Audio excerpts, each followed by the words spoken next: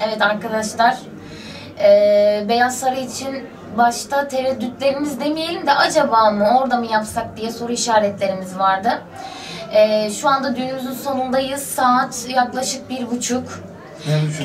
Belki 2'ye geliyor, bilmiyorum.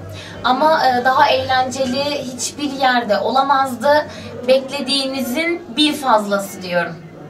Sen?